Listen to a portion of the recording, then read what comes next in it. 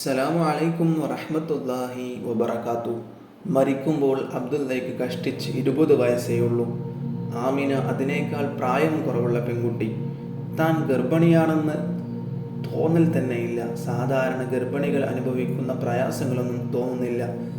ഉറങ്ങുമ്പോഴാവട്ടെ ആനന്ദം നൽകുന്ന സ്വപ്നങ്ങൾ. ആരോ തന്നോട് സംസാരിക്കുന്നത് പോലെ ഒരു തോന്നലല്ല, ശരിക്കും സംസാരിക്കുന്നു. നീ ഗർഭം ചുമന്നത് ഈ സമുദായത്തിൻ്റെ നായകനെയാകുന്നു. അശരീരി പോലൊരു ശബ്ദം. ആ ശബ്ദം കേട്ടപ്പോൾ ശരീരം കോരിത്തരിച്ചു പോയി. അതിമഹനീയമായ എന്തോ സംഭവിക്കാൻ പോകുന്നു. നിന്റെ കുഞ്ഞു പിറന്നു കഴിഞ്ഞാൽ അസൂയാലുക്കളിൽ നിന്ന് രക്ഷ കിട്ടാൻ വേണ്ടി അള്ളാഹുവിൻ്റെ കാവൽ തേടിക്കൊണ്ടിരിക്കണം. നിന്റെ കുഞ്ഞിന് മുഹമ്മദ് എന്ന് പേരിടണം.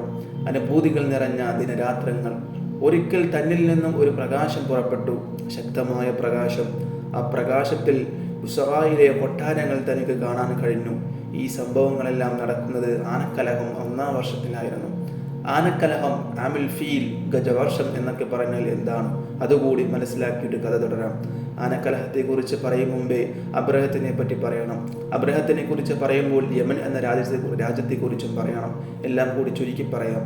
യമൻ വളരെ മുമ്പ് തന്നെ പ്രസിദ്ധമായ നാടാണ്. അവിടെ പല രാജവംശങ്ങളും ഭരിച്ചിട്ടുണ്ട്. ചിലപ്പോൾ വിദേശികളും ഭരിച്ച ചരിത്രമുണ്ട്. കുറേ കാലം നജാഷി രാജാവിൻ്റെ കീഴിലായിരുന്നു. രാജാവ് യമൻ രാജ്യം ഭരിക്കാൻ വേണ്ടി ഒരു ഉദ്യോഗസ്ഥനെ നിയമിച്ചു. അയാളുടെ പേര് റിയാദ് എന്നായിരുന്നു. റിയാദിൻ്റെ കീഴിലുള്ള ഒരു ഉദ്യോഗസ്ഥനായിരുന്നു അബ്രഹത്ത്. ഇരുവരും ക്രിസ്ത്യാനികൾ തന്നെ, പക്ഷേ സ്വഭാവത്തിൽ വളരെ വ്യത്യാസം. റിയാദ് നല്ലവനായിരുന്നു, അബ്രഹത്ത് അഹങ്കാരിയും ദുഷ്ടനുമായിരുന്നു. എല്ലാ അധികാരവും തനിക്ക് വേണമെന്ന ദുരാഗ്രഹമായിരുന്നു അബ്രഹത്തിന്. യമൻ രാജ്യത്തെ സ്നേഹിച്ച റിയാദിനെ അബ്രഹത്ത് കൊന്നുകളഞ്ഞു. റിയാദിനെ വധിച്ച ശേഷം അബ്രഹത്ത് ഭരണം ഏറ്റെടുത്തു. അവൻ മക്കയിലെ കഅബയെക്കുറിച്ച് അറിഞ്ഞു. ഹജ്ജ് കാലത്ത് ധാരാളം ആളുകൾ മക്കയിൽ വരുന്നു, കഅബാലയം സന്ദർശിക്കുന്നു. അബ്രഹത്തിന് അസൂയ വന്നു. അതുപോലൊരു ദേവാലയം പണിയണം. ജനങ്ങളോട് അവിടെ വന്ന് ആരാധിക്കാൻ കൽപ്പിക്കണം. ആരും മക്കയിൽ പോകരുത്.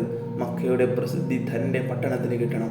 അബ്രഹത്ത് കലാകാരന്മാരെ വരുത്തി, ആശാരിമാരെയും കെട്ടിട നിർമ്മാണ വിദഗ്ധരെയും വരുത്തി, ശില്പികളെ വരുത്തി. വലിയൊരു ദേവാലയത്തിന് പണി തുടങ്ങി. ശില്പ സൗന്ദര്യം വഴിഞ്ഞൊഴുകുന്ന ദേവാലയം ഉയർന്നു വന്നു. ഈ വർഷം ഹജ്ജ് കാലത്ത് എല്ലാവരും ഇവിടെ വരണം, ആരും മക്കയിലേക്ക് പോകരുത്. നാട് മുഴുവൻ പ്രചാരണം നടത്തി. അബ്രഹത്ത് കാത്തിരുന്നു. അക്കൊല്ലത്തെ ഹജ്ജ് കാലം വന്നു.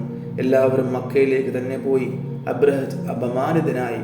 അയാളുടെ കൽപ്പന ആരും വകവച്ചില്ല. ക്രൂരനായ അബ്രഹത്ത് പ്രതികാര ചിന്തയിൽ ബന്ധുരുകി. കഅബ തകർക്കണം, എന്നാലേ തൻ്റെ ദേവാലയത്തിലേക്ക് ആളുകൾ വരികയുള്ളൂ. വമ്പിച്ചൊരു സൈന്യത്തെ തയ്യാറാക്കി. മുമ്പിൽ ആനപ്പട. ധാരാളം ആനകൾ മക്കത്തേക്ക് നീങ്ങി.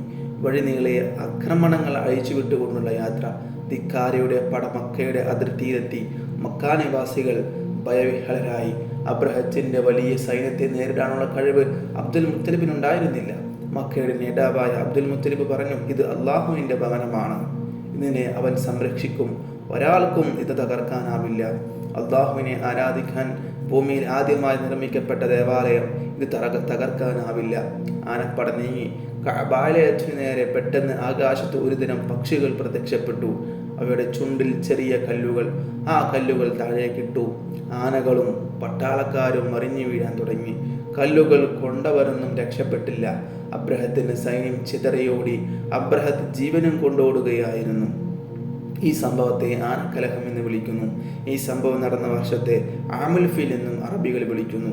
ആമുൽ ഫീൽ എന്ന പദത്തിൻ്റെ അർത്ഥം ഗജവർഷം എന്നാകുന്നു.